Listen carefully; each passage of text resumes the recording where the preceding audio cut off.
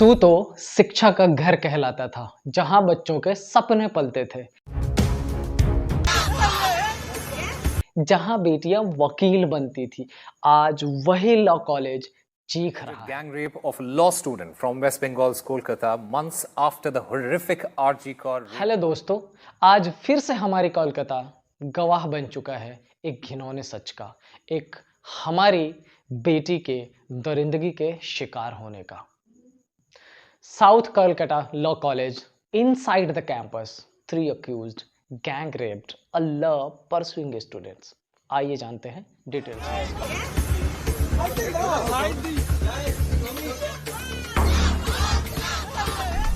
On June 25th, a 24-year-old female student of South Calcutta Law College was allegedly gang raped, for which 3 men, including a TMC functionary, were arrested apart from a college security guard. 25 जून 2025 शाम 7:30 बजे से 10:50, एक ऐसी शाम जो Calcutta law college की एक student अपनी ज़िंदगी से हमेशा के लिए मिटा देना चाहेगी।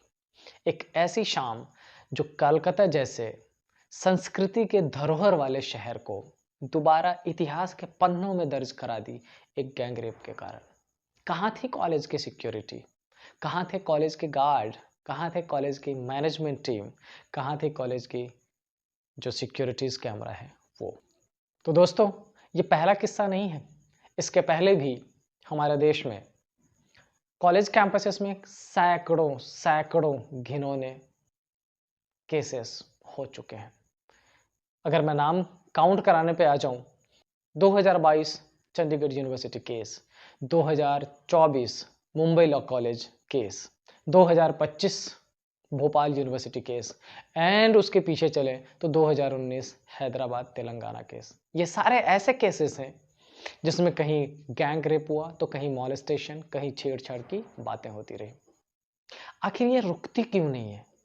इसके पीछे सबसे बड़ा मसला आपको पता है कि जब ये चीजें होती है तो हम जैसे हजारों लोग मोमबत्ती लेकर रास्ते पे खड़े हो जाते हैं। फिर कुछ दिनों बाद उस रेपिस्ट को किसी पर्टिकुलर धर्म, किसी पर्टिकुलर सेक्ट का बता के हम अपनी राह को निकल जाते हैं। हमें जरूरत है उस पर्टिकुलर टाइम पे एक रेपिस्ट को रेपिस्ट के धर्म का बताने का।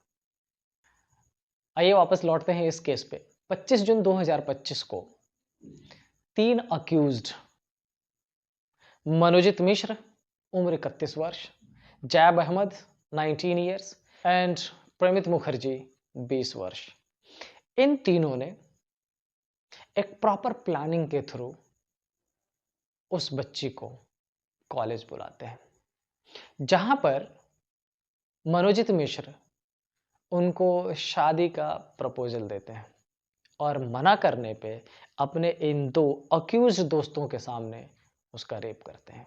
और तो और ये दोनों उनके अक्यूज दोस्त वीडियो बनाते हैं ताकि बाद में उसे ब्लैकमेल किया जाए, उसे ये बोला जाए कि अगर तुमने ये बात अपने परिवार वालों से या पुलिस में बताया तो हम इसको वायरल कर देंगे। लेकिन हमारी बिटिया बहुत ही हिम्मतवर और ताकतवर निकली और न केवल 26 जून को अपने परिवार वालों को बताया, बल्कि पुलिस में जाके एफआईआर भी दर्ज करवाया। और मैं बहुत ही शुक्रगुजार हूँ उस पुलिस स्टेशन का जिसने तुरंत ही कार्यवाही शुरू की और 27 जून को तीनों ही अक्यूज्ड अरेस्ट कर लिए गए, जो अभी पुलिस हिरासत में है। मुझे पूरा भरोसा है अपने पुलिस पे, पूरा भरोसा है हमारी भारतीय सरकार पे, पूरा भरोसा है हमें हमारे जुडिशियरी पे। लेकिन ये सारी घटनाएं जो होती है, क्या इसको सही करने की जिम्मेदारी सिर्फ इन तीनों पर है? क्या हमारी भी कुछ जिम्मेदारी है? हमारी जिम्मेदारी सिर्फ मोमबत्ती लेके खड़े होने की नहीं है। हमारी जिम्मेदारी रेपिस्ट को किसी पर्टिकुलर धर्म या किसी पर्टिकुलर सेक्ट से जोड़कर छोड़ देने की नहीं है। हमारी जिम्मेदारी है अपने बच्चियों के साथ, अपने बेटियों के साथ खड़े होने का सही टाइम पे। जब वो कॉलेज, वर्क प्लेस से लौट के आती है और हमें बताती है कि हमारे साथ कुछ ऐसा हुआ जो नहीं होना चाहिए था, तो उनका बाहर जाने रोकने के बजाय उनके साथ स्टैंड करे, समझे और सॉल्यूशन दे। उम्मीद करता हूँ कि मेरी ये वीडियो आपको थोड़ा सा जगाने में मदद करेगी। तो उठें, जगें और वो करें जो हमारे बच्चे की सेफ्टी के लिए ज़रूरी है। Thank you very much. जय हिंद।